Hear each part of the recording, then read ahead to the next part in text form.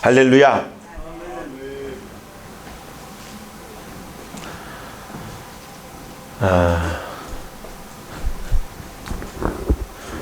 성경에서는요, 나무를 의인화하여 교훈하시는 말씀들이 여러 나옵니다. 본문에 있는 그 말씀을 봐도 오직 여호와의 율법을 즐거워하여 그 율법을 주야로 묵상하는 자는 시냇가에 심은 나무 같다고 말합니다. 이제 저를 보세요. 이제 저만 보세요. 이 시간에는 제 시간이에요. 말씀이 선포되는 시간이고, 이 말씀이 여러분들의 삶에, 육신에 적용되면 그것이 바로 은혜예요. 그리고 이 말씀대로 살아가면 하나님께서 여러분들의 이 한 주간의 삶 속에 개입하시고 또 축복하시고 놀랍게 표현하시는 일들을 경험할 줄로 믿습니다. 그러니 이 시간은 여러분이 말씀을 집중하여 듣고 따라 살아가야 할 아주 귀한 시간입니다. 물이 항상 흐르고 있는 곳을 우리는 시냇가라고 얘기를 하죠.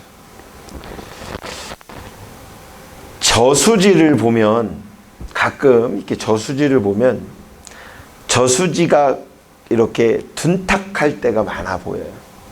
왜냐하면 고인 물이기 때문에 그렇죠. 우리 어디로 놀러 가자라고 얘기를 하면 여러분 저수지로 갑니까? 호수로 갑니까? 저수지로 가요? 붕어 잡으러? 그러면 또 저수지로 갑니까? 시냇가로 갑니까? 도대체 목사님 뭔 얘기를 하려고 지금 갑자기 물 얘기를 하고 이렇게 갑자기 예배드리는 시간에 막 연상해갖고 지금 밖에 날씨도 좋은데 바람 쐬러 좀 갔으면 좋겠는데 뭐 그래요?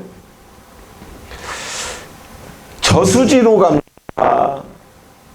뒤에는 나만 보라니까 왜 다른 데 보니까? 카메라 돌릴 거예요. 저수지로 가는 게 이렇게 좋을까요? 깨끗한 물인 시냇물로 가는 게 좋을까요? 그렇죠. 시냇가가 왜 깨끗할까요? 계속 물이 흐르기 때문에 그렇죠.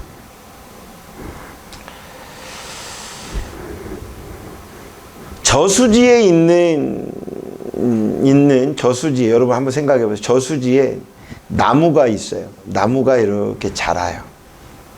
나무가 자라요. 시냇가에서 나무가 자라요. 두 가지 다 연상해 봤나요? 저수지에 이렇게 나무가 하나가 이렇게 자라고 있어요. 그 시냇가에 나무가 자라고 있어요.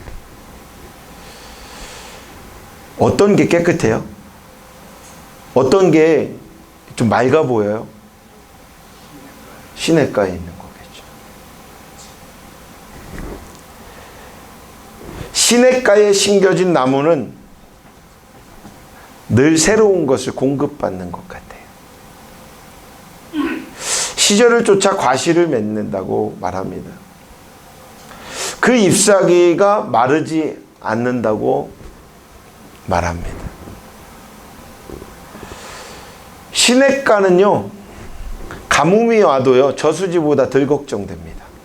왜냐하면 시냇가를 통해서, 냇물을 통해서 저수지에 물이 차이기도 하고 호수로 흐르기도 하고 바다로 가기도 하지요.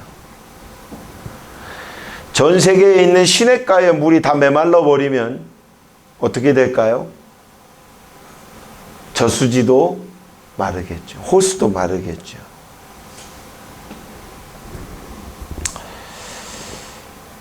시냇가에 흐르는 그 물은 그 물을 공급받음으로 인하여 성경은 얘기합니다. 그의 행사가 다 형통하리라고. 할렐루야. 시냇가에 심어진 나무 같은 신앙이란 안정된 심령을 소유한 자입니다. 사랑하는 여러분, 죄송합니다. 여러분을 나무로 비유해서. 그런데 성경은 사람을 나무로 비유하고 나무를 의인화합니다. 그렇기 때문에 여러분들이 나무로 표현하자면 시냇가에 심겨진 나무가 되길 주의 이름으로 축복합니다. 세상은요, 안주하길 원합니다. 세상은 고여 있길 원합니다. 세상은 머물기를 희망합니다. 그러나 성령은 늘 우리를 새롭게 만든다라는 것이죠. 머물게 안 하십니다. 가서 제자 삼게 하십니다. 가서 증인 되게 하십니다. 가라 하지 멈추라 얘기하지 않습니다. 그러니 우리는 시냇가에 심겨진 나무처럼 하나님의 말씀이 늘 새롭게 공급되어 성령이 공급되어 나아가는 그러한 믿음의 나무들이 되시길 주의 이름으로 축복합니다. 복된 인생은 어떠한 경우라도 만족한 심령을 유지하게 됩니다. 이것이 바로 복된 심령일 것 같아요.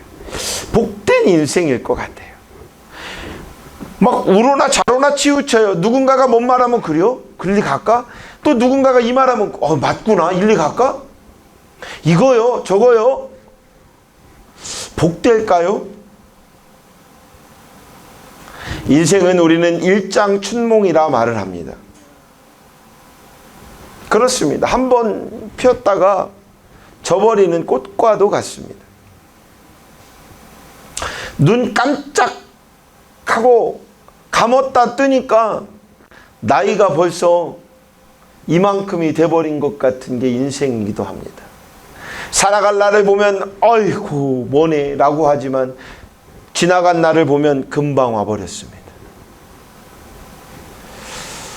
제가 학생들에게 가끔 이렇게 예전에 강의를 하다 보면 애들한테 물어봐요. 뭐 주일날 강의를 하면요. 자, 내일 학교 가고 싶은 사람 손 들어봐. 그러면 아무도 없어요. 여기서 해볼까요? 내일 학교 가고 싶은 사람 손 들어보세요. 그럼 내일 학교 안 가고 싶은 사람 손 들어보세요. 다 들어요, 학생은. 여기, 어쩐냐. 갑자기 학생이 아닌 줄. 왜 가고 싶지 않냐고 물어보면 1번 공부하는 게 힘들어. 그런데 왜 힘드냐고 물으면 시간이 지루해. 시간이 긴 것 같아. 그죠? 앞으로 일주일 다음 주 주일날이 올 때까지가 그래서 다음 주 주일날이 오면 목사님을 또 만나야 되는데 얼마나 그 시간이 행복한데 그 시간이 오려니까는 일주일이 너무 길어.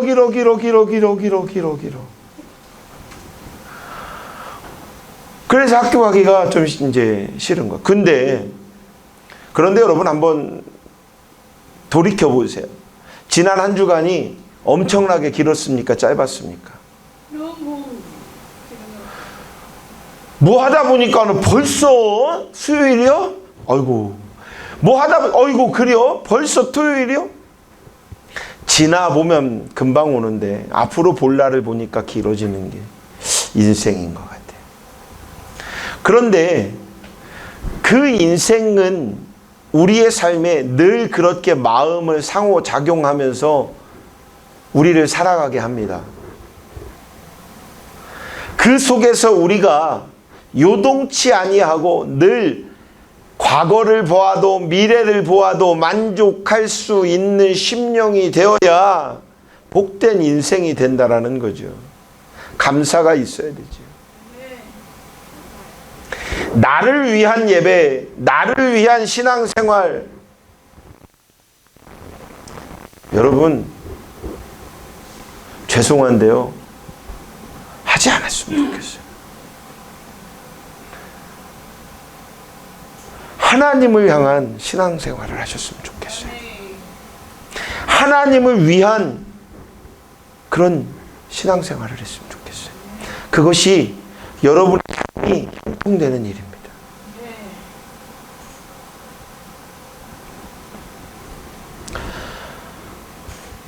제가 농담이 아니에요. 경험이에요. 여러분, 기적을 매일 매 순간 경험하세요.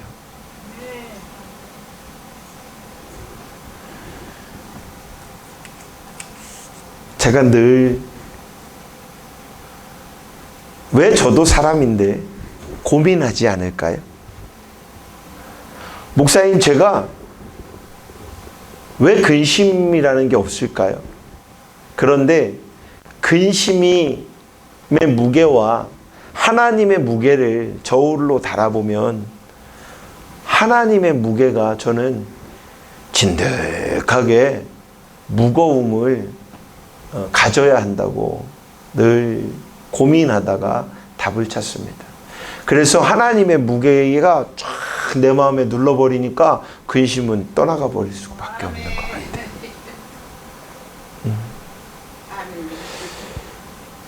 늘 마음 안에 하나님이 주시는 기쁨의 무게가 가득하여야 합니다. 하나님이 주시는 인생의 통로에 그 축복의 무게가 가득하여야 합니다. 우리가 하여야 할 것은 그 은혜를 받고 가만히 내가 할렐루야 하고 머물면 썩는다니까요. 주시는 것이 차워지면은 내 그릇은 한계가 있잖아. 차고 흘러 넘치는 거예요. 계속. 그러면은 밑에 있는 고인물만 내 거길 원합니까? 흘러내리는 새 것이 내 거가 되길 원합니까? 그러면 고인물이 넘쳐 흐르게끔 만들려면 우리가 열심히 뛰어야 돼요. 그게 뭐예요? 노력이라는 거예요. 새로운 것이 계속 공급받게끔 만들려면 계속 훈련해야 돼요. 열심히 해야 돼요. 언제부터요? 아기 때부터요. 그게 뭔지 아세요? 부르짖음이에요. 여러분 한번 잘 생각해 보세요. 저는요, 갓난아기들이 딱 태어나면은요, 나 하나님 앞에 기도하는 거라고 생각이 들어요. 얼마나 울며 불며 부르짖습니까? 이 땅을 태어나면서 얼마나 힘있게 부르짖습니까?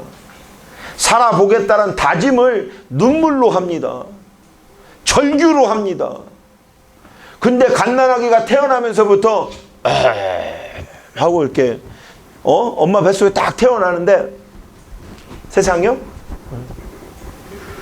나 왔어. 내가 있잖아. 뭐 좀 이래 봐봐요. 의사부터 놀랄걸? 얘 뭐야? 그래요, 안 그래요? 갓난아기가 태어나면서부터 내가 좀 이제부터 인생을 살아보겠습니다. 근데 어떻게 살아? 말도 잘 안 해. 그냥 그렇게 해도 의사도 알아듣고요, 간호사도 알아듣고요, 엄마도 알아듣고요, 세상에 문 밖에 있는 가족들도 다 알아들어.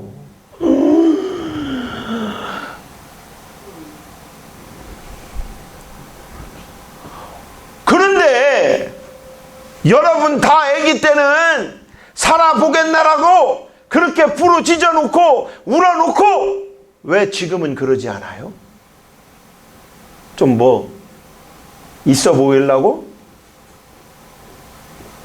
좀 돼 보이려고? 그러지 마세요. 부르짖으세요. 늘 부르짖으세요. 누군가가 보든 안 보든 그것이 중요한 게 하나님과 나와의 관계입니다. 갓난아기처럼 그렇게 부르짖으세요. 필요한 것은 갖다가 사용하는 게 좋아요.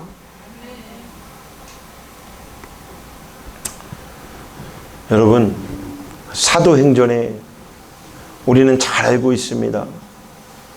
2장에 보면 오순절에 대한 오순절 마가다락방의 사건이 나옵니다.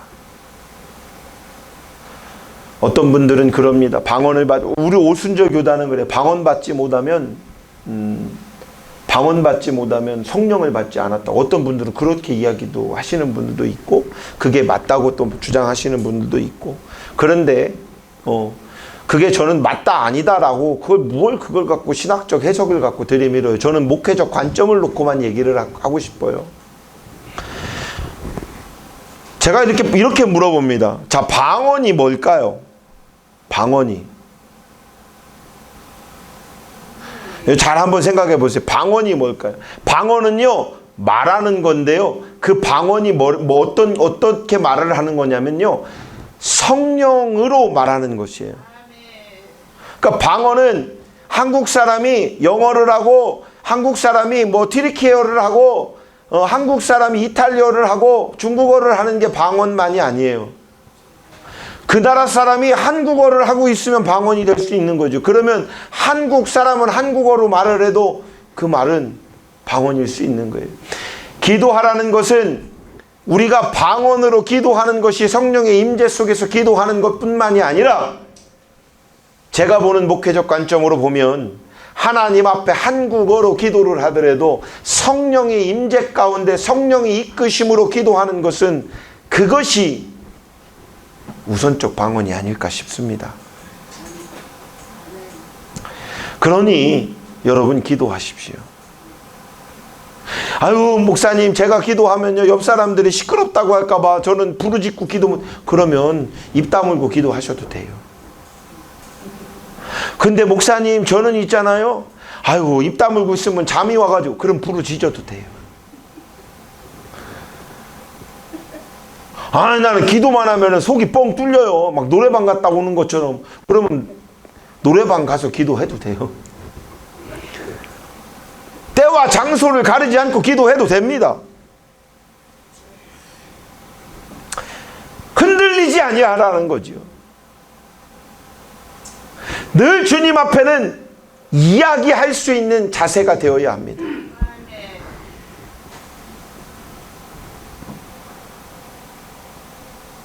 여러분, 하나님이 있잖아요. 왜 저를 만나게 하신지 아세요? 여기 있는 열방중학교 김성진 목사를 왜 만나게 하는 줄 아세요? 제가 뛰어나니까? 저만이 하나님의 말씀을 잘 대언하니까? 아니에요. 전국에 7만 5천 개 교회에 하나님이 세우신 주의 종들, 올바른 종들은 무수히도 많이 계십니다. 그리고 하나님은 그들을 향해서 하나님의 말씀을 선포하길 희망하고 계십니다. 그런데 그 많은 교회 중에 왜 꼭 열방중앙교회 와서 여러분들은 이렇게 만날까요? 그것은 이 목사가 가지고 있는 그 비전을 하나님이 사셨기에 그 비전과 합류되어 여러분들이 함께 하나님 나라를 이 코드대로 이루길 희망하니까 그럴 거예요. 아유, 교회 많은데요. 이 교회도 가도 되고 저 교회도 가도 되고.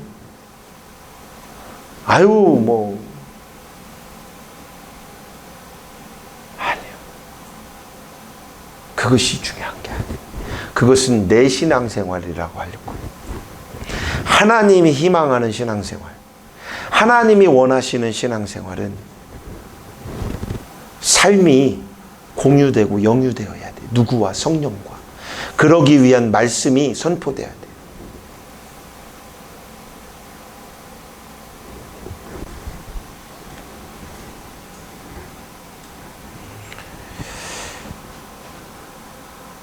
예배다움, 예배자다움.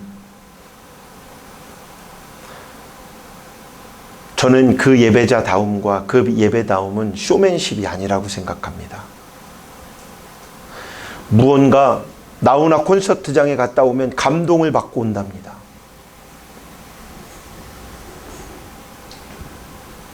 고향역을 들어보면, 나훈아의 사랑을 들어보면 막 어떤 사람은 은혜를 받고 오는 것처럼 요즘 임영웅의 막 그 트로트 노래를 들어보면 막 눈물을 흘리는 사람들. 이게 은혜일까요? 은혜가 아닙니다. 감동일 수는 있습니다. 그런데 그게 어디에서 오는 거냐면 쇼맨십만 갖고 가는 건 아니겠죠. 그런데 기획력이라는 거예요. 예배는 기획력이 아닙니다. 예배는 성령의 임재가 있어야 하고요. 그 성령의 나눔이 있어야 되고요. 그 성령이 통용되어서 그 성령으로 통용됨으로 하나님과 나와의 관계가 회복되는 것이 바로 예배입니다. 이것이 초대교회의 예배, 오순절적 예배, 오순절 마가 다락방의 예배의 사건입니다. 우리는 그 예배를 희망합니다. 우리는 그 예배자이길 원합니다. 그래서 우리를 통하여 기도하는 그 모든 것이 하나님이 듣길, 하나님이 이루시길, 하나님께서 책임져 주시길 우리는 원하는 것이죠. 사랑하는 여러분,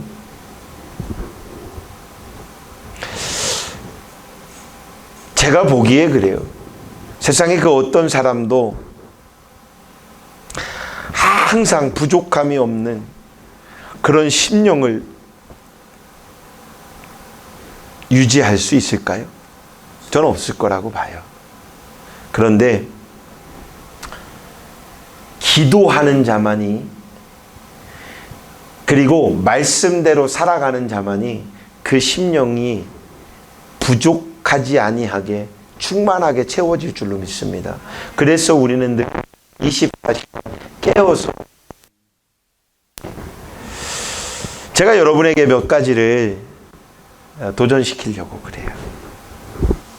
그래서 이 도전을 가지고 여러분의 삶 속에서 적용하며 심령이 가난하지 아니한 자, 이런 성도가 되게, 시냇가에 심은 나무가 되게 주의 이름으로 축복합니다. 그 첫 번째는 하지 말아야 할 것을 하지 않는 자입니다. 두 번째는요, 죄인의 길에 서지 않는 자가 복이 있는 사람, 시냇가에 심은 나무인 것 같습니다. 세 번째는요, 복 있는 자는 오만한 자의 자리에 앉지 않는다고 성경은 말합니다. 하지 말아야 할 것을 하지 않는 것, 죄인의 길에 서지 않는 자, 복 있는 자는 오만한 자의 자리에 앉지 아니하는 것. 요 세 가지. 복 있는 자가 되려면 우리는 선택이라는 것을 아주 잘 하여야 합니다. 선택하여야 합니다. 듣는 것만이, 보는 것만이 정답이 아닙니다. 뭔가가 하나가 보이면, 이게 하나님이 나한테 주시는 메시지인가? 야, 이것에서 성령의 감동이 이렇게 일어나는 건가? 라고 생각이 들 것입니다. 근데요, 마귀도 성령인 척 하면서 개입하더라고요. 그러니 우리는 분별을 잘해야 돼요.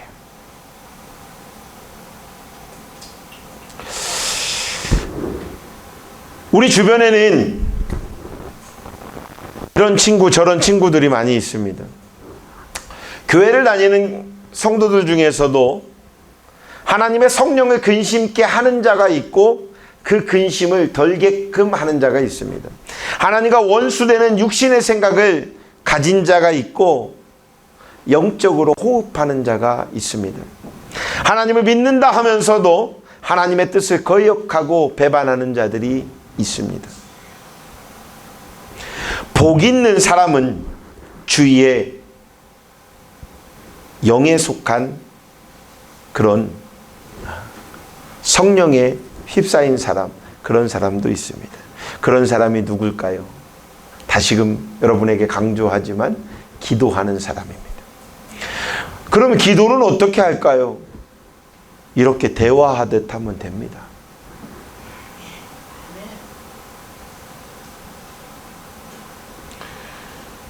밥 먹을 때 하나님 밥 잘 먹겠습니다. 기도하면 됩니다. 거기에 조금 업그레이드 되면 예수님의 이름으로 기도합니다. 이렇게 하면 됩니다. 거기에 이제 조금 더 업그레이드 되면 아멘 하면 됩니다. 기도를 정말 못하겠으면 옆 사람이 기도할 때 기도 끝나면 아멘 하면 됩니다.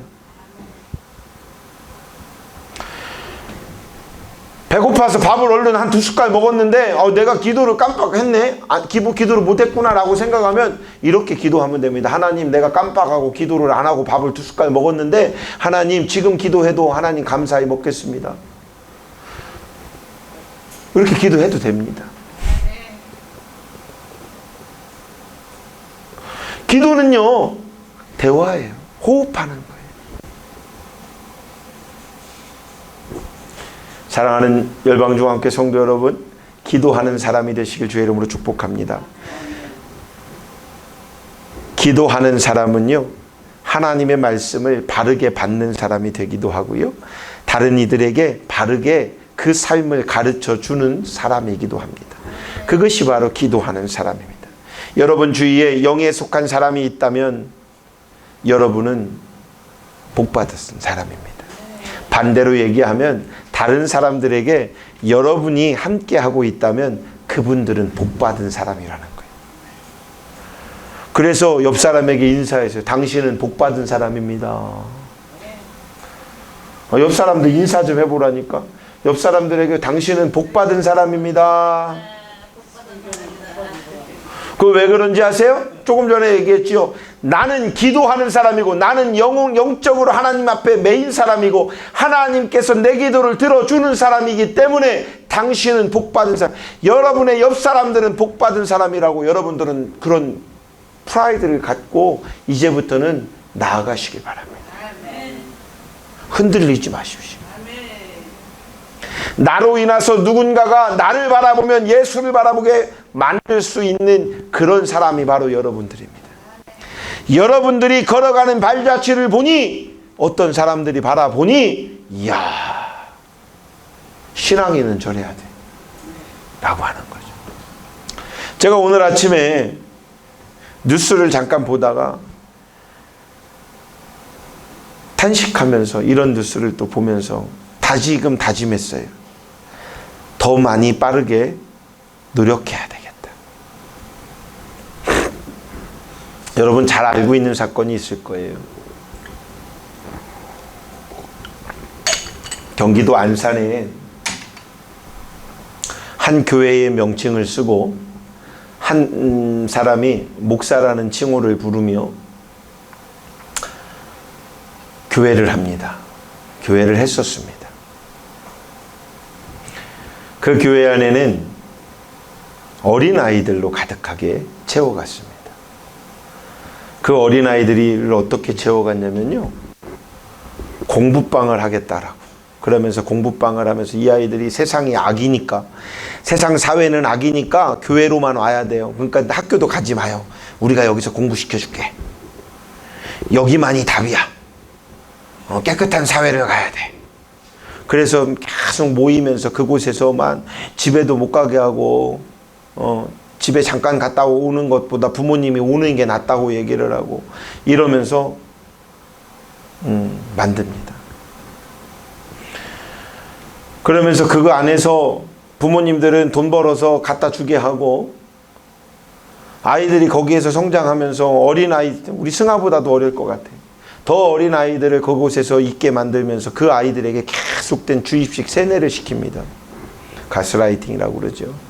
세뇌 교육을 계속 시켜서 목사님 말씀이 그 아이들이 목사님 말씀은 하나님 말씀이에요. 요즘 어디서 많이 보던 정명석이 같은 그런 얘기를 거기는 또 집단적으로 조그맣게 해갖고 하고 있었던 거예요. 그러면서 그 아이들에게 정말 사람으로서는, 어른으로서는 하지 못할 그런 행동들을 취하고 성적으로, 물질적으로 착취하며 그렇게 만드는 데에 그 아내도 같이 동조하고 동생도 동조해서 그 작업을 그렇게 했대요. 20대들이 된 3명의 여자 청년들이 고소를 하게 되면서 밝혀졌고 부각이 됩니다.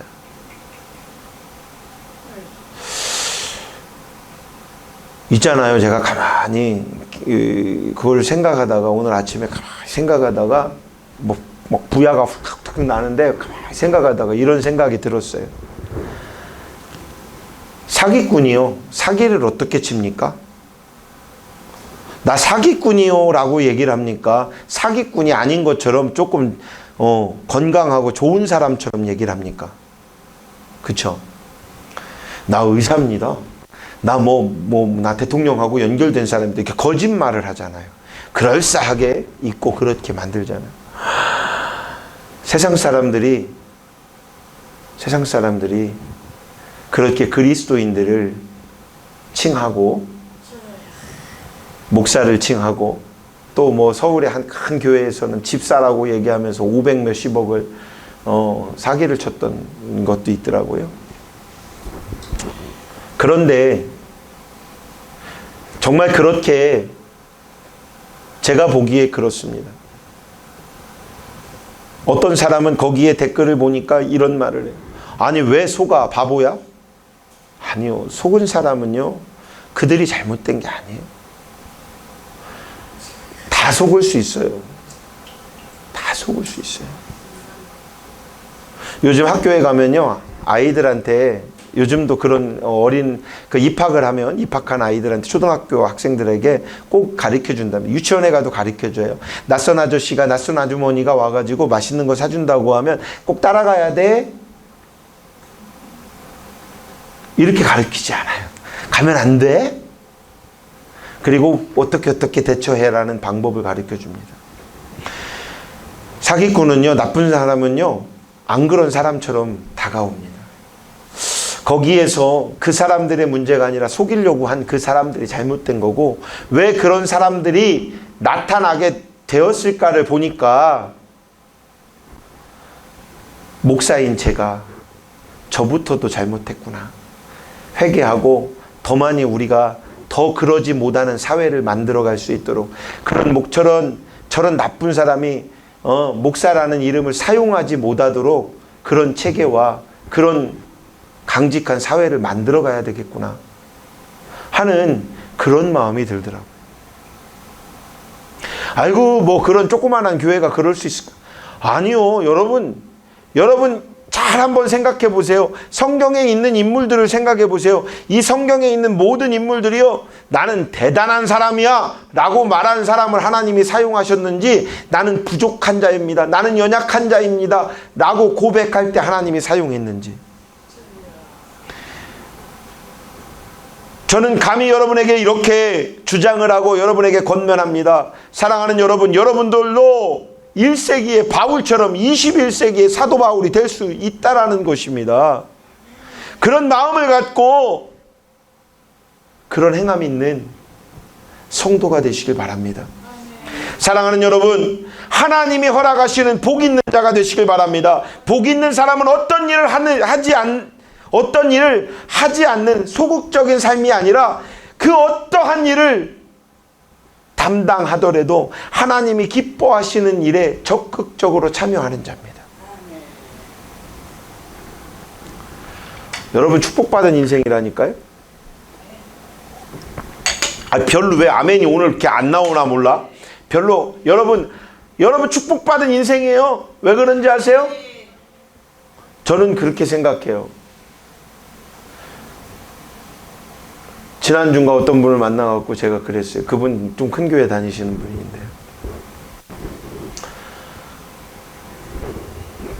권사님이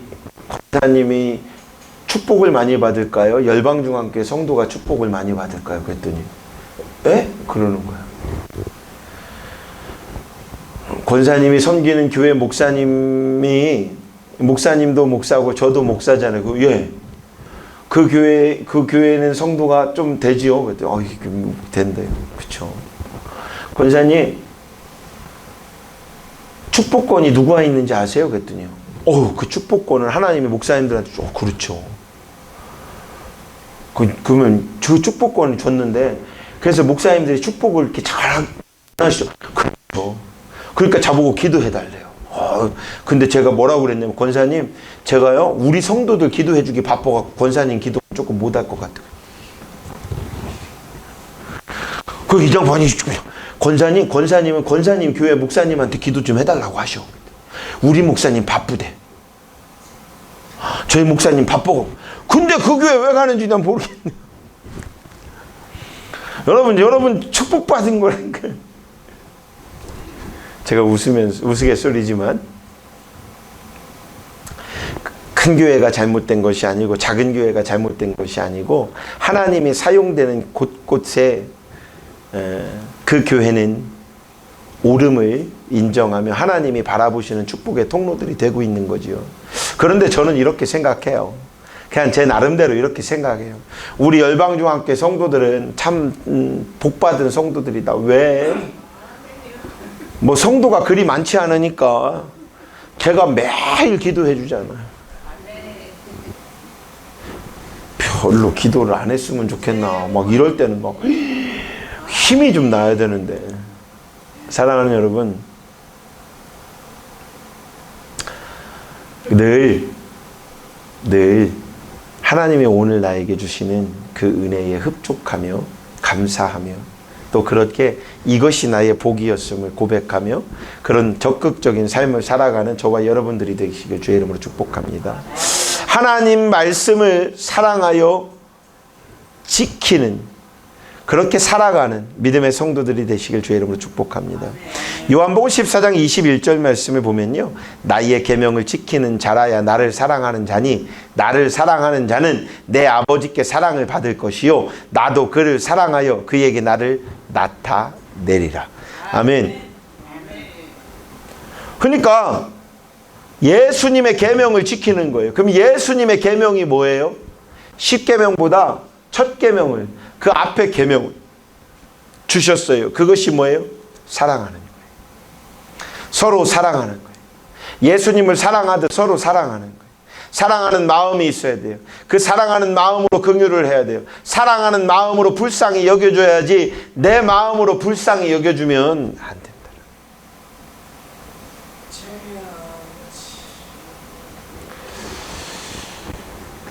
복이란 소유의 개념이 아니라 하나님께서 정해 주신 그 길을 가는 것이 복입니다. 복 있는 사람은 여호와 하나님의 말씀에 온 마음이 집중되어 있는 사람이 바로 복 있는 사람입니다. 할렐루야. 마음이 하나님 말씀에 집중되어 있는 사람은 무엇이든지 기쁨으로 행하게 됩니다. 결단하게 됩니다. 누군가에게 가슴 아파할 행동이요 말을 하지 않습니다. 나를 위하여 살아가는 삶과 남을 위하여 살아가는 삶, 지금 여러분은 무엇을 택하고 살아갑니까? 아니요. 남을 위하여 살아가 보세요. 그러면 누군가가 나를 위하여 살아가고요, 남을 위하여 살아가면요 내가 나를 위하여 살아가게 되더라고요.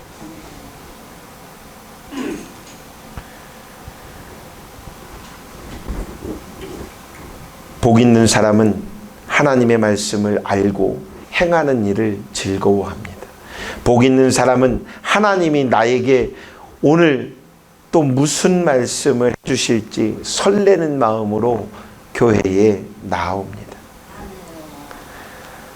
사랑하는 성도 여러분, 시냇가에 심겨진 나무처럼 되는 그런 열방중앙교회 성도가 되십시오.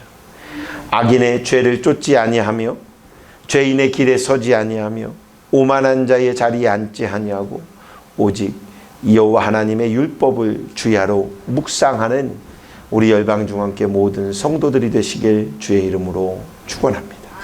기도하겠습니다. 사랑하는 아버지 하나님, 감사합니다. 우리로 하여금 이제부터 악인의 꾀를 쫓지 아니하고 죄인의 길에 서지 아니하고 오만한 자의 자리에 앉지 아니하고 오직 여호와 하나님의 율법을 주야로 묵상하는 그런 성도, 이런 성도가 되게 하여 주시옵소서. 예수님의 이름으로 축복하고 기도드리옵나이다. 아멘.